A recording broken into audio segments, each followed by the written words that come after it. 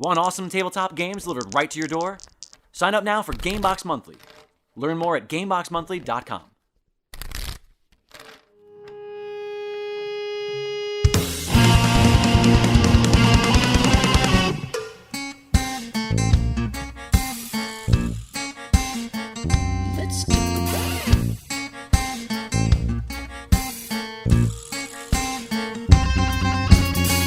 Hello and welcome to yet another episode of Elaborate. Thank you so much for tuning in. As always, I am your host, Jake Lloyd.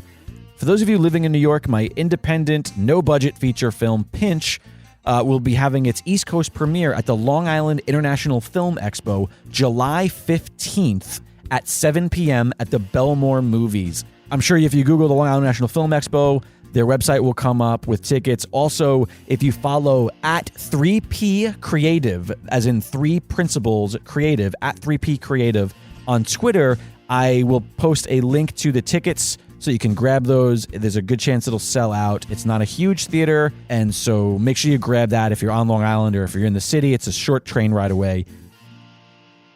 Last week, I had a great conversation with Paul Bianchi. We talked a lot about our respective fathers.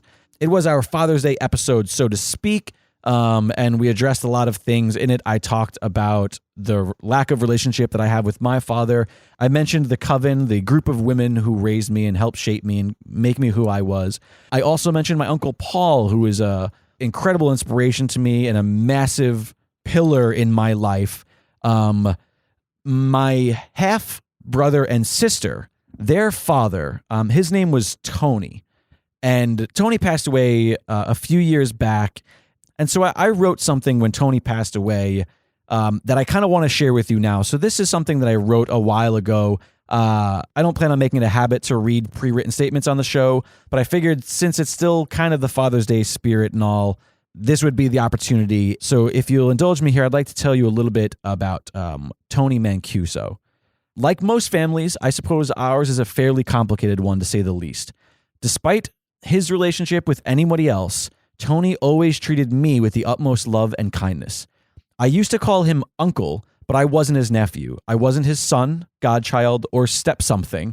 I really wasn't anything at all to the man. His ex-wife's son from her next marriage? I mean, if life was a movie, I'm sure he'd be apathetic to my entire existence, maybe even bothered by it. That's how I would write it.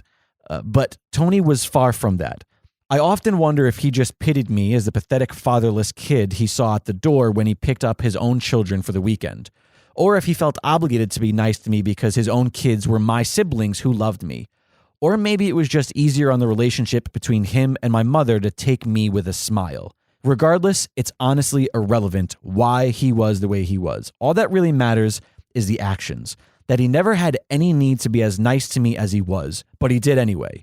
He could have easily shrugged me off entirely, but I never felt out of place with Tony.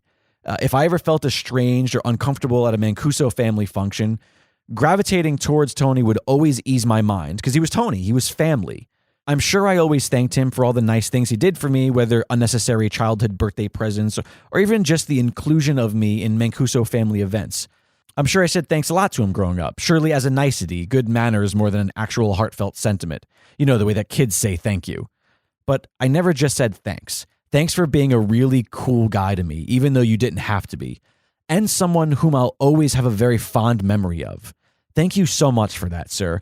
As I'm now in my 30s, I find myself spending more time in my head reanalyzing the big picture. I think a lot about our twisted and torn families and relationships, divorces, fights, our siblings and parents and halves and steps and in-laws, he said, she said, who did what, and after this year especially, I think about how people do go away. It's been a hard year, and once they're gone, they're gone. Now I can only speak of my individual relationship with this man who had every right to ignore my existence. But if there's anything I can take from it, it's no matter how much reason you can find to fight it off, build disdain, or simply not care, when the opportunity is gone, you'll be much happier, mentally healthy, and absolutely better remembered if you just simply and politely smiled, gave a hug, and said, "You hungry? There's plenty of food." So that was that. On behalf of my brother, my sister, and myself, happy Father's Day to you, Tony. We miss you very much. Speaking of Tonys, my guest today is one of my absolute best friends. He's my partner in crime in nearly every creative endeavor. I'm sitting down today with the absolutely darling and handsome Tony Wayne.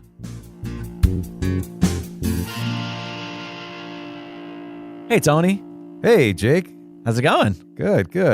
Thanks for coming back. You're the very first ever second timer who's not Paul Bianchi. So I tried to make it special, and then I removed the specialness.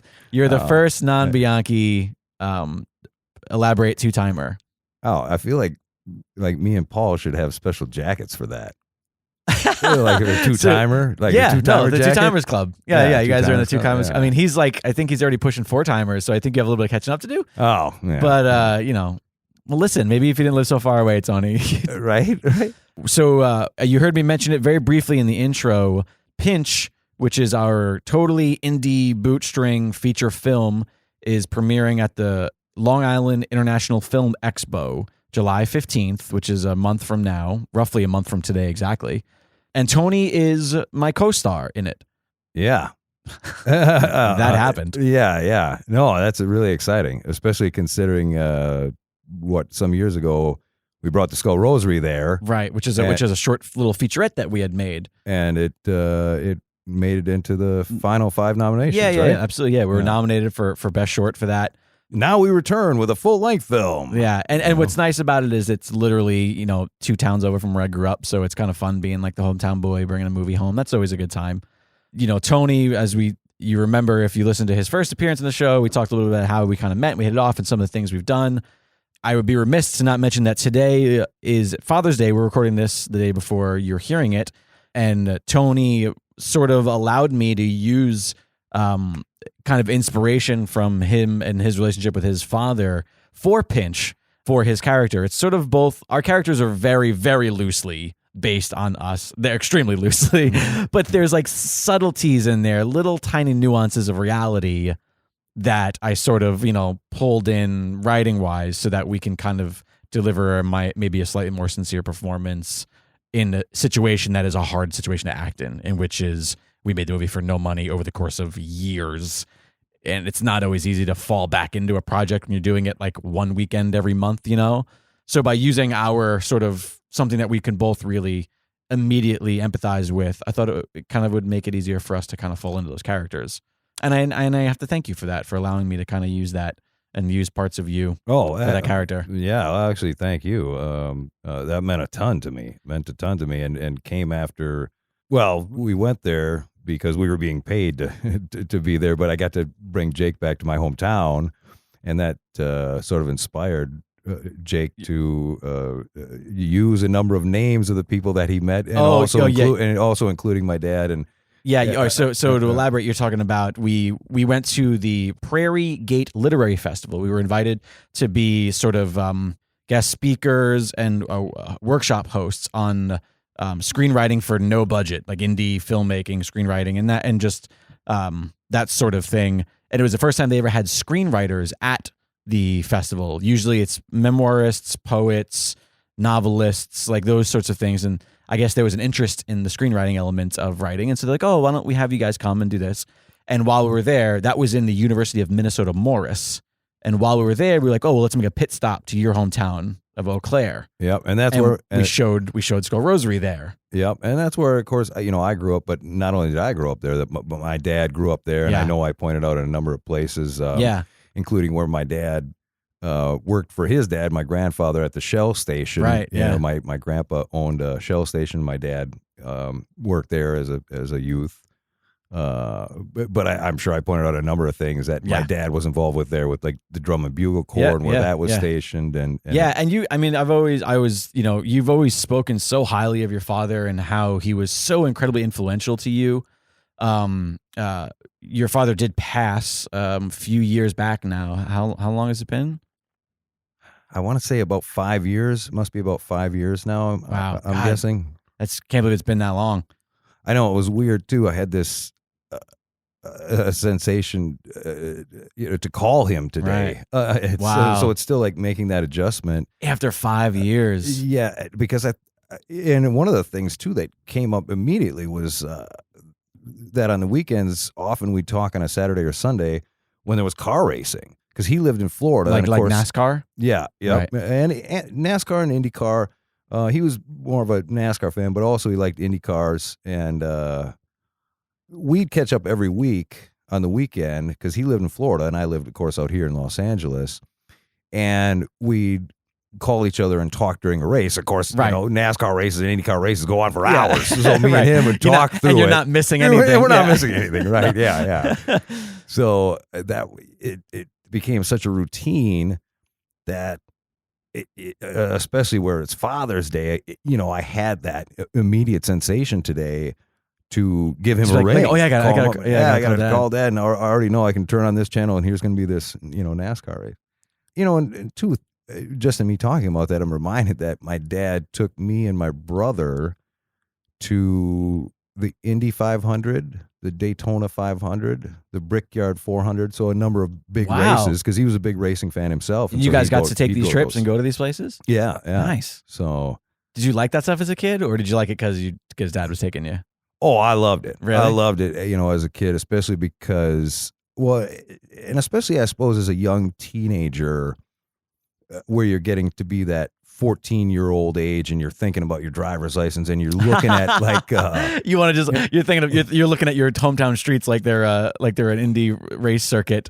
Yeah, and there was and there were at that time too, there was just, at least in my town of Eau Claire, there were just a number of really cool muscle cars. Right. Old Camaros, Right. old Mustangs, old, all decked out. When you were a kid. When I was So a this kid. is like the 70s prime time for muscle cars. Yep. And of course, my dad being into cars, because of course his grandpa owned the Shell station and into cars, that was one of the gifts I'd get often on birthdays or Christmas was model cars. And so I'd put together nice. those, and they were, always racing cars, cool Right, yeah, racing cars, Did you actually put them together as a little kid? Like Yep. meticulously? Really? Meticulously put it I all- could never have the patience for those things.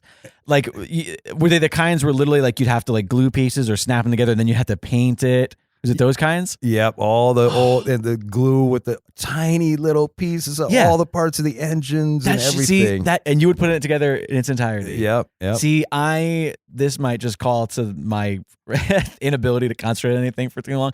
Oh my God, I did not have the patience for that. I would get one and I'd see the box and I would get really excited. And then I'd open it up and I'd see like the main body to it. Like the main body was always kind of one piece. Yeah. And I would just be like, well, shit. It would be great if the rest of the car was also all right. Like I wanted to play with it. I would get 3 or 4 steps into the sheet and I would be done. I'd like, all right, whatever. But you sat there and you went through it and you did it all. Yeah, and I think I'm not sure how into that process part of it was. I think all of that really led to the final thing, which was the paint job. Oh, you were into the paint job. And I was into the paint job, and so was my dad. He always helped me out with the Pinewood Derby cars when I was a Cub Scout. Yeah. And helping me with the Pinewood Derby cars, but especially he loved to help me out with the paint jobs. Wow. And I did too. Of course, the paint job was the final thing. Because you're more of the creative type. You're more interested in the creative element than like the meticulous. Exactly right. Because the rest of it's kind of putting together the things that are already there. But you couldn't do the paint job without that other stuff first. So you Exactly. did it sort of out of necessity, out loud than desire. Do you remember any of your Pinewood Derby cars? I remember them well. I remember one was kind of a basic triangle shape that I think looked more like a drag car, just like a wedge. And it was a deep blue, I remember. But I remember my dad helping me with one, and I couldn't tell you what kind of car this was. It was an older race car that had that oval in the front end, like an air sort of intake, almost like the Monopoly car. And like an older car like that. And that one my dad helped me out, I think, quite a bit with, and that turned out really nice looking. And I think every year, the 3 years that I did it, I think I took first place. Really? For creativity, for the looks. Me too. I never won for the races. No. I never won the races, but I wasn't really even close. Tony, but I love this so much because you're literally explaining the exact same thing that was my childhood. So one of the things I love too, by the way, did you know that Pinewood Derby cars have not changed whatsoever? The Pinewood Derby kit is the exact same thing it was. And you and I we're 15 years, 14 years difference, somewhere in that range. Yeah. And I'm sure that yours was the exact same thing that I had.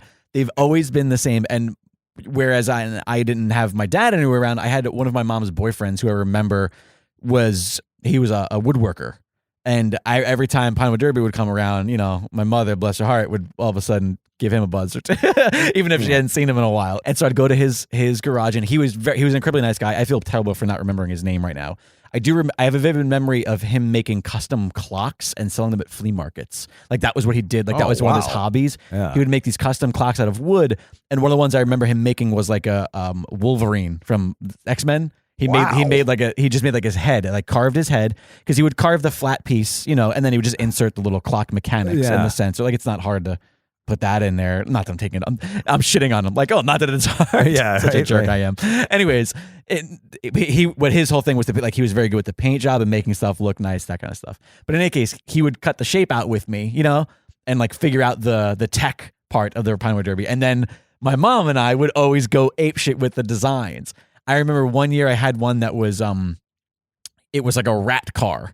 Like I put a little like toy rat head in, like he was the driver. Oh, and then it had a tail. Like the whole car itself had a big tail. By the way, probably terribly aerodynamic. A big tail. I put little headlights on it that were made of cheese, and everything was made. Wow. My cars, they came in last every single race. The second that little wall came down and they started sliding down the thing, my cars they were the worst drag. They were not aerodynamic. It was ridiculous. But every year we would win. Like I would win the most creative. They would have it. Yeah. I'm pretty sure I took first every year in that, and a lot of that was my dad. I mean, my dad helped me out tremendously. But of course, my mom did all the work. They always resembled an actual car? type of existing race car, but when I think back about the blue one, that was more like a V, like a triangle wedge. Right. It was more like a like drag, an F1 drag race car, yeah. rather than a normal oval, like a NASCAR, any type car type thing.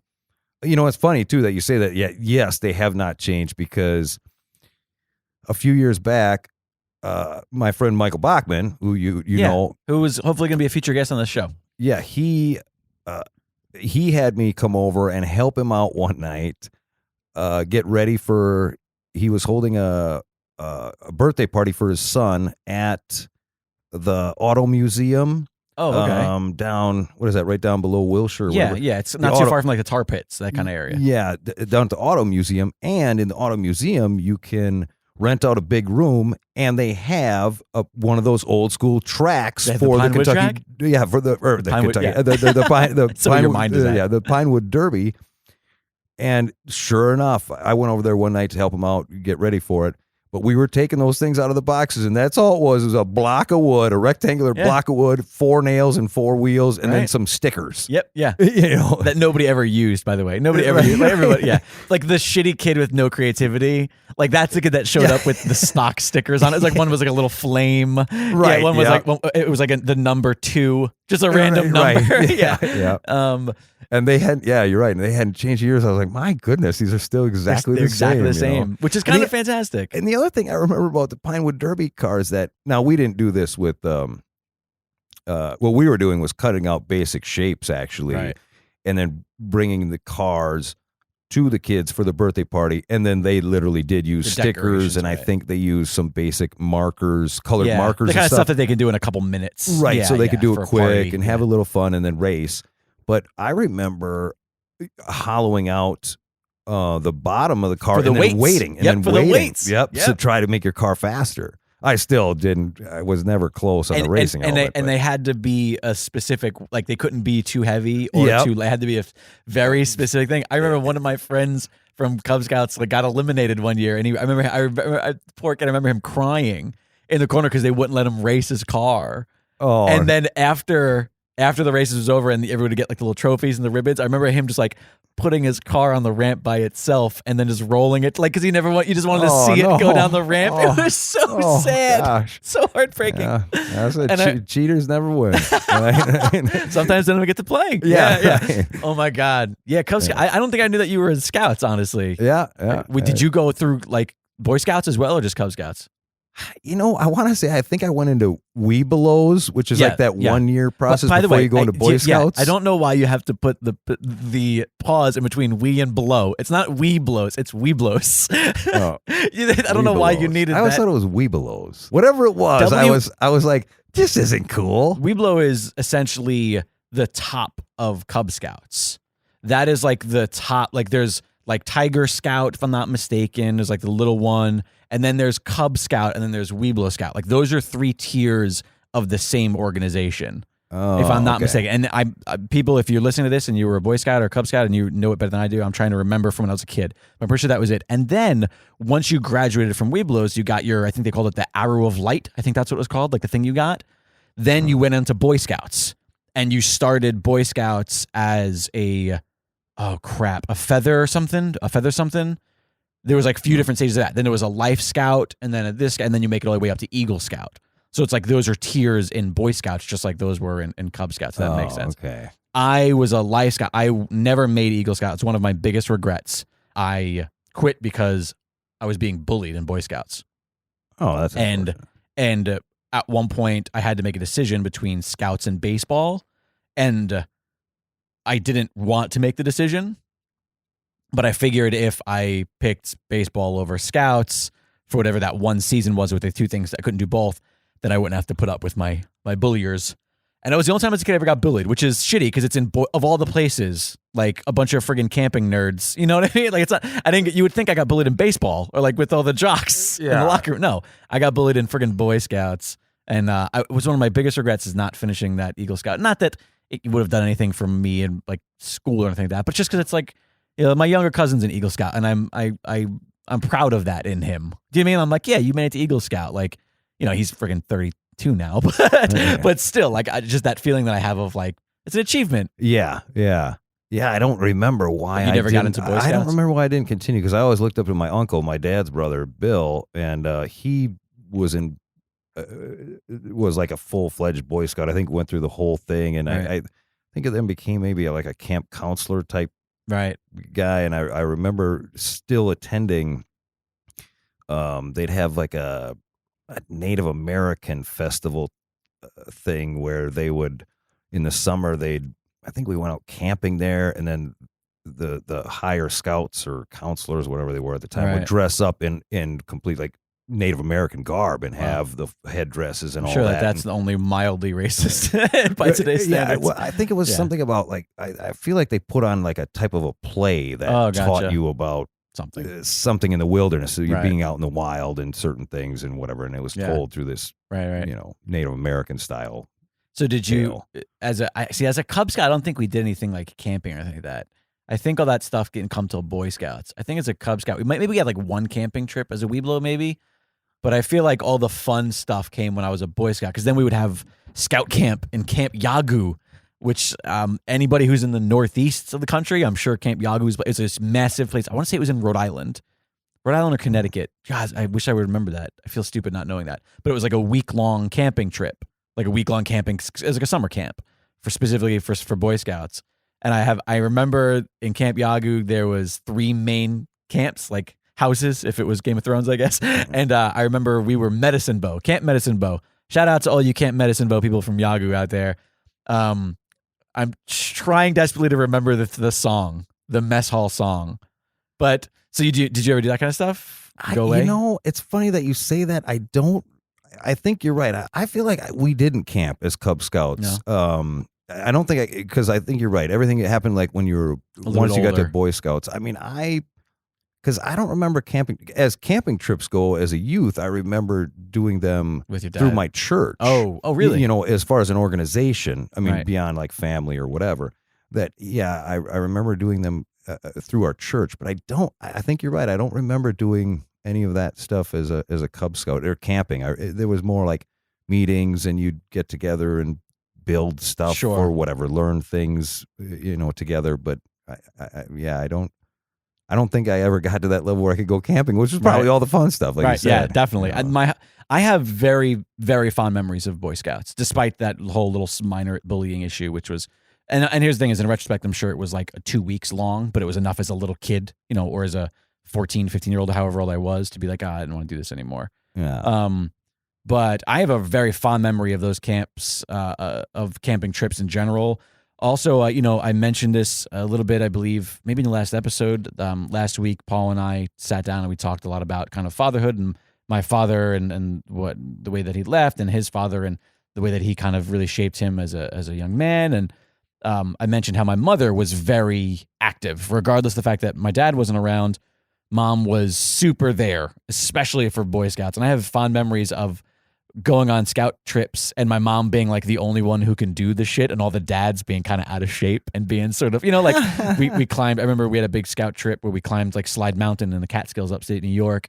And me and my mom were the first ones at the top by like 20 minutes. Wow. I remember we were up there and we were just waiting for the other scouts with their dads to come up. And we were just like, yeah, because she was more spry. And, did you ever do that kind of stuff with dad and your brother? Like camping trips and just like that sort of stuff? Yeah, of course. Yeah, for sure. Actually, I'm going on a camping trip coming up here in a few days. I'm going to go back to Eau Claire, and some friends and family are going to all go on a camping trip up near an area called Spooner, where we rented out a cabin on a lake. Oh, shit. That sounds incredible. Oh, yeah. I am so jealous. I can't really? wait. Yeah. I got to... Oh, man. When are you leaving? Can I come? Can you pack me in a suitcase? Right. I know. I leave Wednesday night on the... You do this upcoming Wednesday? Yeah, this coming Wednesday I leave on the Red Eye. How long are you going to be there gone for? I get there Thursday. We'll take off that day, go right up to the cabin, and then we got it till Sunday, and then I'll fly back early Monday. Oh, my God. That sounds incredible. I'm extremely jealous. Well, I'm really looking forward to it. I mean, of course, you want it to be nice weather for everybody. For me, I see that there is rain in the forecast, which I would be more than happy with because I also was watching the news yesterday and saw that the forecast for the 2 days before I leave here in LA on Tuesday and Wednesday, the valley is supposed to be 105, 106. It's a freaking nightmare here. And it's back there, I think it's supposed to be about 75, 80. And if it rains, who gives a shit? Oh man, I'll be happy. Right, I'll sit out on the covered deck and watch the lightning, Yeah, that sounds fantastic. Yeah.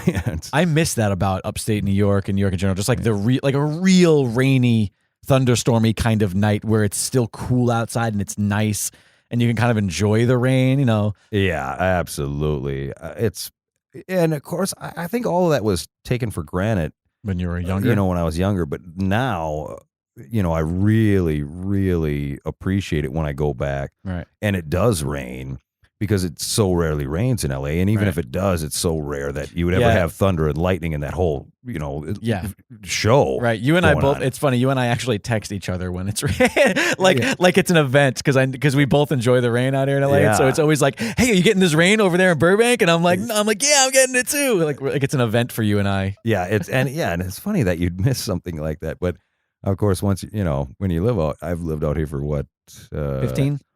Yeah, probably 15, 16 years. And so, suddenly you realize you're like, I miss rain. And, and it's, you don't realize what you miss living out here. I desperately just miss the snow and cold weather. I know everybody that lives in a place that's snowy and cold, they go like, oh, that's bullshit. I'll take your weather all the time. But here's the thing is I just love the freaking seasons. I just want seasons. I just want it to feel different for a couple months here and there. And when it's just always the same, I'm miserable. And also this week it's gotten hot immediately and I'm already like, I hate the summer. If I could do without all summers, I'd be satisfied. I don't think I'm a summer guy. I know I was back camping, I think this was a couple of years ago, and we were camping in tents. And that night, one of the nights that we were camping, this tremendous rainstorm came in. And I opened the little flap in the tent and sat up. And I was so tired, but I sat up and watched that lightning show like the whole night, and then had to sleep a bunch during the afternoon the next day because I was like, I was just so fascinated. I was like, I got to stay up and watch. I got to stay up and watch. I got to take this with me. This was back up in Eau Claire? Yeah. Or in that area? In that area. Do you go with your brother? With brother? Oh, yeah. Brother will be there. So you call your brother's name is Brother. Not really. It's Brian. But he's referred to as brother because in your hometown of Eau Claire, you used to work at a bar. I'm going to see if I can tell a story, see if I can get it right. You used to work in a bar called Clancy's, and everybody knew you. And when your brother would come around, they would know, oh, that's Tony's brother. And then eventually they started referring to him as brother.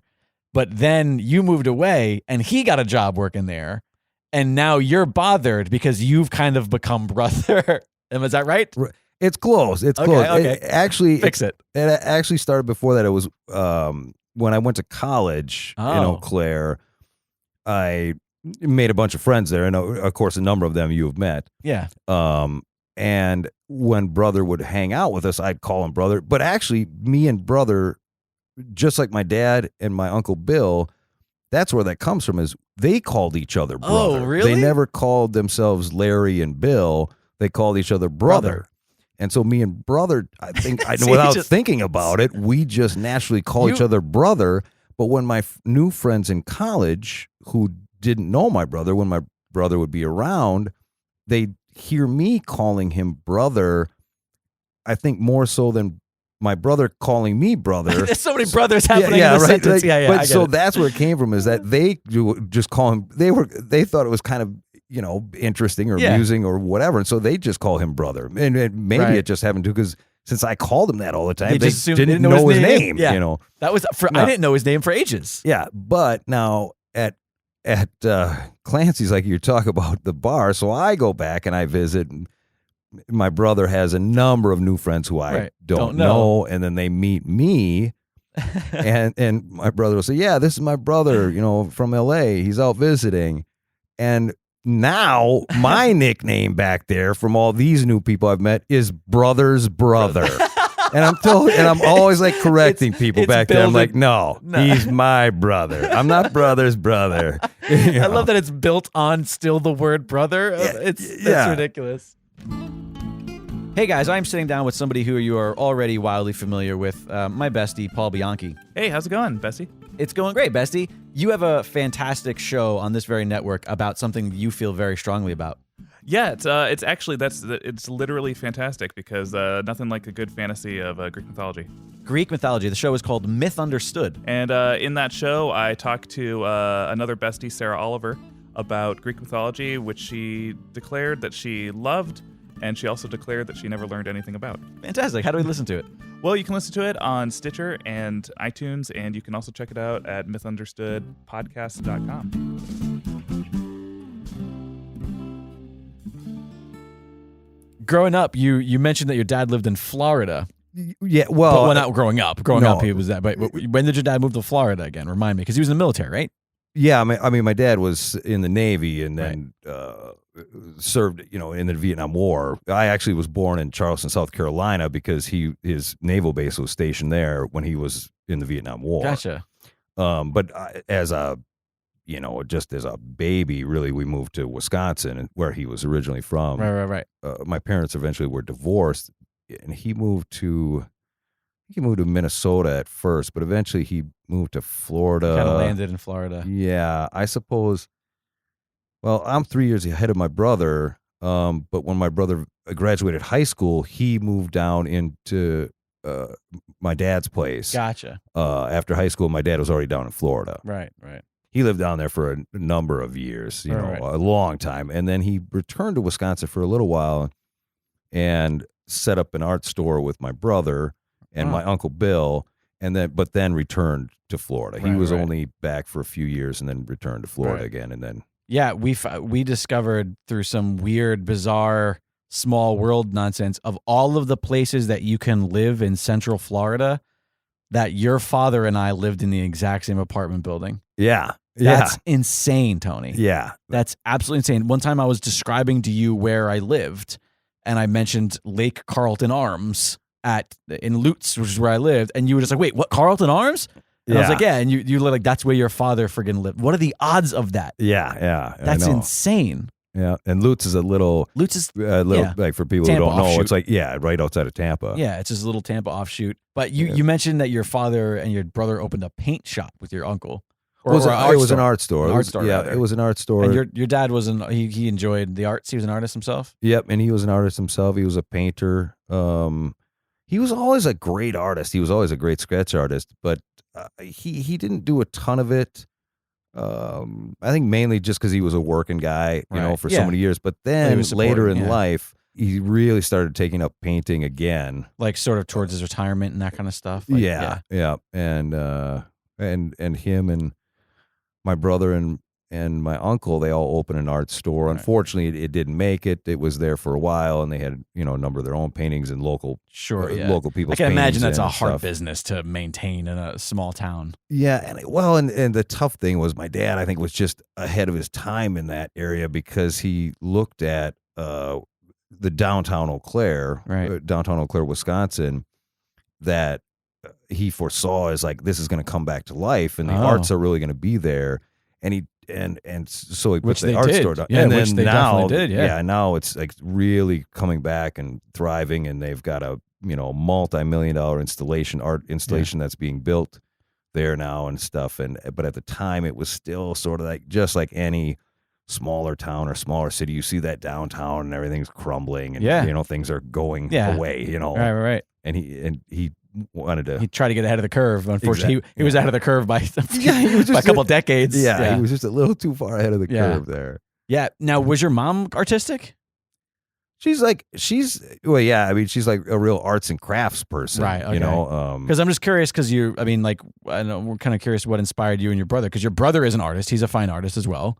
my brother, he's a painter and also does glass, right? Glass work? Stained glass. Yeah. Yep, he does stained glass. And you obviously got into the arts in a slightly different capacity, but you're not that you're a terrible painter. You're actually a fine painter as well, but more so the performance elements. Did that stuff come from mom and dad?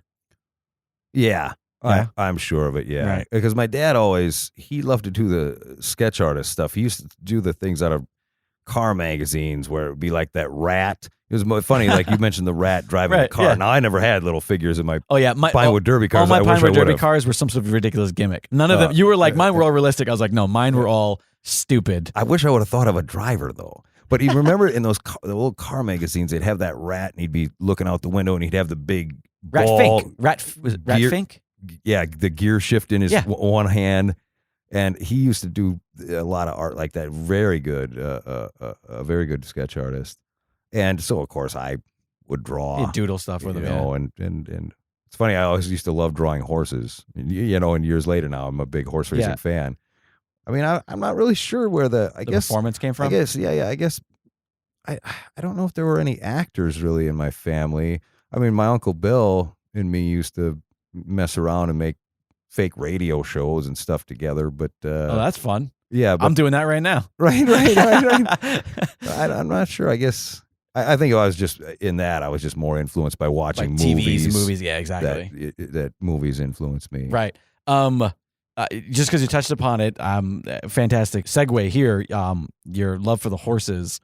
I still desperately want to make a horse racing movie with you in some way, shape, or form. You are, out of everybody that I know in the whole world, you are the biggest horse racing fan. But it's weird because I don't think of you. When I think of people that like horse racing, and I'm probably not alone on this, you kind of think of like a sort of skeevy, like a person who kind of is really more obsessed with the gambling and the rush. And maybe that's just stigmatized because of film and TV. But like when I think of your love for the horses, it legitimately warms my heart, Tony. Like you sincerely love it so much so that you light up when you talk about the horse racing. Where did the whole horse thing come from? It's funny. Like I used to draw horses all the time. In fact, as a kid, I remember classmates of mine would ask me to draw a horse for them on a piece of paper, and I'd give it to them or whatever. And Right. I'm not even sure where that came from. Do you think that's just a love for like when you're a kid, like cowboys are cool? Because I was also the same way. Like I loved horses, but it was more about like, horses and cowboys. It was like the Westerns thing. I don't know. That's a good question. I know that. I mean, I watched horse racing a little bit. I guess I would probably be like the common person who the only horse race really they'd watch would be the Derby. Kentucky Derby. Yeah. And I'd never seen a horse race live until I moved out here. Right. And then some friends brought me out to Santa Anita. Right. And instantly I fell in love with it. And I'm sure I bet that day, I don't remember at all if I won or lost. None of that seemed to matter. I just instantly fell in love with the beauty of the horses and the mountain backdrop. A number of those things. That track is so you've taken me there since as well. And that track is gorgeous in that sense where when I think of like, I'm going to go to a horse racing track in LA or in LA County or Southern California, like I guess, and maybe this is what Hollywood, what was it called? Hollywood Park. Hollywood Park. Maybe this is what Hollywood Park was. I would never got to go there. But you just pictured this sort of like very sort of metropolis sort of racing environment where it's kind of cramped and it probably feels more like a football stadium, or that kind of thing. And when you took me to Santa Anita, I was just in awe as well. Like, it's just, you're sitting in these bleachers and you're looking in one direction and you just see this big, beautiful track. And then behind the track, you just see this gorgeous mountain landscape. And it's one of those things where it's kind of mesmerizing, and it makes the race you're watching seem that much bigger, because it's like, and I'm going to do a little bit of shameless promotion here, but to bring it back, our movie Pinch is a baseball movie, sort of. It's more about the people. There's very little baseball in our baseball movie, but the field that we shot out in La Crescenta, I chose specifically for that exact reason, because the outfield of the baseball field, all you see is the fence, some trees behind the fence, and then just this gorgeous mountainscape of the Verdugo Mountains. And it's kind of mesmerizing. Like, you get lost just sort of sitting there staring at it. And so that was what most surprised me about the races as well. Yeah, it looks like a postcard with that mountain backdrop. Right. Looks like a postcard. Well put. And the other thing too is that, where we're so surrounded by cars, traffic, streets, highways, that when you're sitting in the bleachers there at the horse races, and all that's in front of you is a giant, horse racing track, and then it's just a mountain backdrop, you forget about all of that. And it's a very sort of like Zen thing, or something that just instantly you feel relaxed, and you're away from the overpopulation and the traffic, of course, which is, that's the tough part about LA, right. That everybody would agree is the traffic, Right. When I came to Santa Anita, I think I'd been there for a few months or so in LA for a few months at least, or whatever. But then my friends brought me out there, and I think one of the things was being from Wisconsin and, having relatives and such, that anytime you drive out of the city, it seems like you're surrounded by farmland. Yeah, yeah.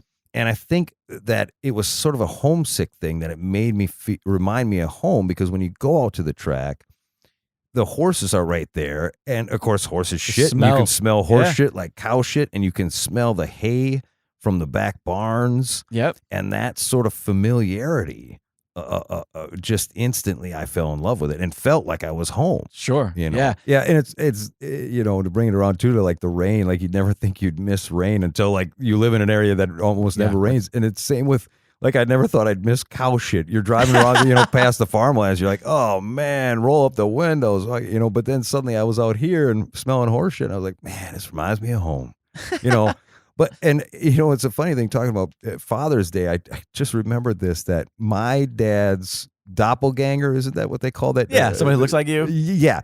My dad's doppelganger, I saw this guy at the track all the time.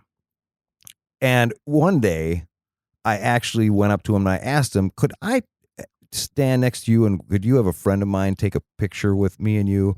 And he was a real nice gentleman and said, yeah, sure. Yeah, that's we so can do weird. that. That's like breaking all social contracts. No, after that, then I'd say hi to him, and then we eventually started talking. Did you tell him why you asked him to take a photo? Or did you just walk up and say, hi, stranger, I need a photo? Right. I didn't tell him, but then after he was okay with it? After that, we'd say hi to each other, and every once in a while we'd say, hey, who do you like in this race? And have a little small conversation. But that guy, so this guy was so much my dad's doppelganger that my friend took a picture for me with my phone, at the phone that I had at the time, and I sent that picture to my dad. And my dad says, that's a great photo, but I don't remember where we were when we took that photo. And I said, no, Dad, that's not even you. That's your doppelganger. And I'm out at Santa Anita, the racetrack. That's hilarious. Because I think we took the picture not towards where you could see the track. We took the Just picture up against towards a the wall bleachers. the bleachers. right. So they look like bleachers, like me and my dad had, been to a baseball game or whatever, something. And he was like, I don't remember. Even my dad thought it was him. This guy looks so much like my dad. That's crazy. Yeah. I think you look a little bit like your dad. Oh, a lot of people do, especially when I have just the straight mustache, because my dad had a mustache for years. Yeah. Yeah, we use photos of your actual father. You allowed me to use photos of your real father as your father in the movie. And when we first started shooting it, you had your mustache, and I was very like, don't think this character's got a mustache, Tony. Like, I really wanted you to shave that mustache. I really wanted you to have just a well manicured light beard, kind of how you look right now. But you were at the time like doing commercial work, and you were like, the mustache is going out a lot, so you wouldn't do it. And I was really bummed. I was legitimately bummed, so much so that I wrote scenes in the movie where we just made fun of your mustache just out of spite because I'm a terrible person. But then, for some reason, I thought they were written for like good reasons. No, it's because I was it's everything I do is selfish. But then when I saw the photos of your father that I knew we were using, I was immediately like, oh no, he has to have a mustache. Like, you made the right decision, whether it was for the wrong reasons or not.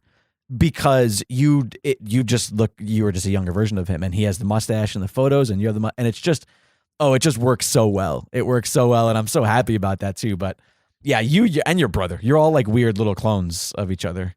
Yeah, we both look a lot like my dad. Yeah, brother. But anyways, I'm sorry. I want to get back to the horses. So obviously, going to the horse tracks is sort of an escape, right? It's the view, it's that experience, it's the smell. But is there a specific connection to the horses themselves? Because your like favorite thing to do is to go, what do they call it? Preview circle or the walking circle? What do they call it? Yeah, the walking ring. The walking ring. Yeah. So like your favorite thing to do is just to be by that walking ring. In fact, one time that you took me, I had brought my camera, my little DSLR, and I had a long lens on it. I was like, I'm going to try to take pictures of the race. Like, I'm going to try to see if I can't get some good photos.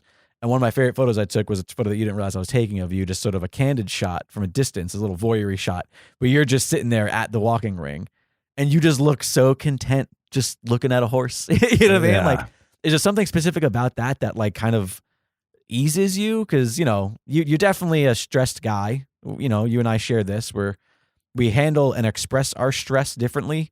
But there's something about that place that really kind of zens you the fuck out. I don't know. I mean, that's a good question. I don't know. I mean, in general, horse racing, I think, sort of from the beginning, one of the things I like about it is the mathematics. That when I was younger, I was pretty good at math, and I think when I'm reading the racing form, it which is all the past performances of the horses that'll be running that day, and you're trying to figure out fractional times and a number of mathematical. You're playing the game at that point. Yeah. And it's like this puzzle that you can never really fully solve. Sure. But it's that gets me into it. But you're right. I mean, once I'm out at the track, I mean, it's a great place to spend the afternoon, especially because we live here in California, and it's always, beautiful. It's always beautiful out.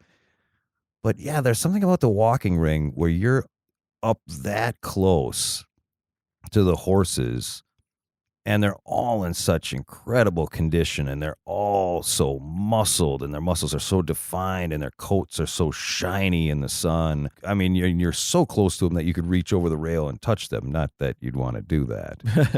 People do not suggest that. People would not like that. But you're so close to them that is actually. You're right. That my favorite part of it is I like it more than the race itself. I mean, the race is fun, and of course, and gets your blood flowing, and it's an adrenaline rush. But being that close to those horses is there's just something about that. I am not a friggin' hippie. I don't subscribe to a lot of spirituality, but there's something about a horse, and I really never spent. I spent very little time around horses, despite growing up where you grew up. Really? Yeah. I mean, there was always a lot of cows, and there were some friends. I had a girlfriend that we did very little bit of horse riding, and but I haven't, other than that, up until coming out here to the races, I really didn't spend That's interesting. A lot of time around. I guess I would just me assume. and you, of course, went on a horse back, went horse riding up to the Hollywood Hills together, and that was great. That was 4 years ago, Tony. Yeah, that long ago. It was my 30th birthday. We got to do that again. That was a long time ago. Yeah, that's right, because it was for our birthdays. Yeah. It was your 30th and mine. Yeah, our birthdays are 33rd. Somewhere close to there. I don't know. Yeah, our birthdays are 2 days apart, the 15th and the 17th of March. We're birthday bros. But which is weird because you grew up where you did and you weren't around horses at all. And I grew up where I did. I feel like I was always around horses. We went horseback riding all the time. I think it was because my mom was really interested in it. And then also we would take trips with scouts, as the aforementioned. And then obviously, as people who listened to last week's episode, I talked all about my biological father. And when I did meet him, he had a massive dude ranch upstate New York where he had a ton of horses. And like I spent entire summers literally taking strangers out as a 9 or 10-year-old on these massive horse trails. Like I was leading them, and I say that the horse was leading them. They knew where to go. I wasn't doing shit. But it was as a kid. I was around horses all the time as a kid, growing up on Long Island, which is weird because I would think that you would be like the country bumpkin of the duo. Yeah, but I remember you telling me about that too. You doing that and envying you. That I thought, gosh, that sounds like so much fun. Oh God! And I loved my horse Sierra. I'll never forget Sierra. She was an incredible horse. She was a little bit smaller. She was kind of runty, which is why she was mine. God, I love that horse. Sierra and Scout were my two favorite horses. They were the inverse of each other. Sierra was the small little runts of the group. Scout was, and Sierra was solid, deep brown, that sort of that you can't quite tell if it's black, that sort of color, that rich, with a single white stripe down her snout. And then Scout was mixed. He was like a cow colored, mixed black and white spotted, but not that sort of weird shape spotted. Scout was huge. This horse was enormous. He was sort of the old Scout sounds familiar as a horse's name. I think was that a famous horse? Maybe. I'm sure it was. Scout's such a common. That's gotta be one of the most common names probably for a horse. It sounds like a horse name, right? It's Scout, right? That's a great name. But he was sort of like an old curmudgeon. It was always sort of like whoever was the veteran rider of any group had to get him because he was kind of stubborn in his old age. But yeah, I mean, I don't know. Now you got me wanting to go to the horse tracks more time. Right. And also, we should just go riding. That's going to be the lesson. It's just going to go riding. That seems like that's one of those bucket lists, too, I've always had, is that idea of one of those long trail things, the camping horsing thing. Yes. We've talked about this once before. Yeah. We like, Tony, you and me on a horseback for a weekend even if it's just 2 nights. Yeah. By the way, did you see how I excluded everybody else that I know from that? Me and you, that's it. Bud. Yeah. Yeah. We'd probably be miserable after night. We'd both be sore. We'd be like, I need coffee. Right? It'd be like city slickers when we turn the coffee on. There's a stampede. Yeah. Yeah. Let's face it, Tony. We're city folk. It does seem like my knees were sore after we did that trip to Hollywood Hills, and that was only like 3 hours long, 2.5 hours. 2 hours or 2 hours. Oh yeah. Okay. Wow. Yeah. Of course, I am old. Yeah. So you're very, very old. Right. But maybe you could help me out with that because I remember you said something about maybe that was like stirrup and saddle adjustments or whatever. Yeah. No, you were sitting a little wonky. Yeah. I remember I was like I get real cocky around horses with my friends. I'm like, no, listen, I got this. Do you do that where like a little bit about something and then you're around people who know nothing and you're like, guys, listen, I'm kind of an expert. Right. That's the way I am about it. I'm such a douchebag. And that's why you're friends with me, Tony, because you can put up with it. Oh, that's right. I forgot it. So when you called me about doing this podcast, I was trying to come up with ideas and such for topics that we may discuss or whatever. Yeah, I like to keep it free, Tony. I like not to steer it. Yeah. But I appreciate you thinking about it. I couldn't really think of any topics, but I was thinking maybe this would be a good place to share this. Okay. Is like, how one of the like you're talking about, here's a segue. You're talking about like you're like I'm one of the only people who who's like a horse racing guy. Like I'm really into the horse races. And I also feel very alone out here that I'm like one of the only people who is a country music fan. Yeah. There's the like worst. Nobody is like country music fan. And plus there's a reason, Tony, because nobody's a country music fan. Period. And I feel, of course, my age because obviously rap was not around when I was younger, and like yes, it was. It just wasn't around in your neighborhood. Yeah, so many people were into rap, So I came up with this little song. What do you think of this, Jake? Oh no! All right, ladies and gentlemen, here it is. You're about to get hit with it. Yeah, a TW original, only here on Elaborate. Oh, okay. So it goes like this. You say that rap's not for me. What about trying country? You listen once, you listen twice, you'll get hooked. Take my advice. What do you think? Like it's a rap song. Are you not embarrassed right now? No, I mean, do you think that's like kind of a cool thing? Tony, like say there's some younger kids out there who like they're like being peer pressured to like listen to rap because all the young kids are in rap and it's hip and stuff. But then they're like, I'm not really into rap. I don't really like it that much. And then maybe they'll like country because country is very pop now too with Taylor Swift and all the a number of the younger country. The sheer sincerity of your cheesiness it knows no limit, and I absolutely love it. You are the cheesiest human being that I've ever met, and you own it, and I respect that. And Tony, we're gonna end it right there because it doesn't get any better than that. People can't find you on the internet because you're not on the goddamn internet. So I'm not gonna plug any of your stuff. I will tell people if you want to see Tony, maybe check out pinchmovie.com and watch a trailer for our movie, which hopefully will be available on some sort of digital streaming service one day soon. But you can see it if you're on Long Island, July 15th, a month from now, at the Long Island International Film Expo, and hopefully some other film festivals coming soon, which I might tell you about. As always, please follow me on Twitter at LiquidJake and follow at It's Dragon Wagon on all social media. And if you're listening to this and you're enjoying it, please leave us an iTunes review. It is so incredibly important, and we need them. And I know it's not cool to look desperate, and it's not cool to beg. I'm begging. I don't care. Nothing about me is cool. You should know that by now. You've been listening to this whole episode. Tony, I want to say thank you for allowing me to exploit your feelings in movies and for your constant friendship and companionship. And I look forward to having a lot more of these fun convos on the show with you. Anything you'd like to tell the people before you go? Well, thank you very much, Jake, for having me again. And I know by the time this airs, the day will be over, but I hope all you fathers out there had a happy Father's Day. I love you, Tony. Love you too, brother.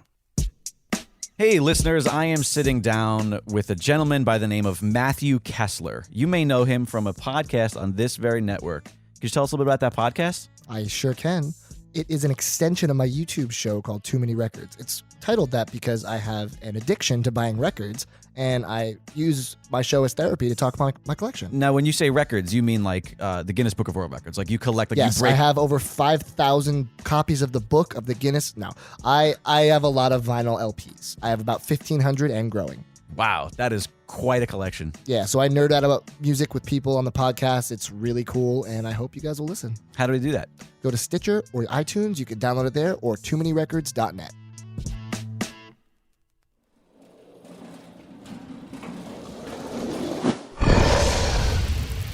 It's Dragon Wagon. Oh, I'm a hayseed, my hair is seaweed, and my ears are made of leather, and they flop in rainy weather. Gosh, oh hemlock, hey, I'm tough as a pine knot. Ho, for I come from Medicine Bow. Can't you see? Hey, hey, bow for the bow. Rah, rah, bow for the bow. Rah, rah, hoorah, hoorah. Medicine Bow, rah, rah, rah, yeah!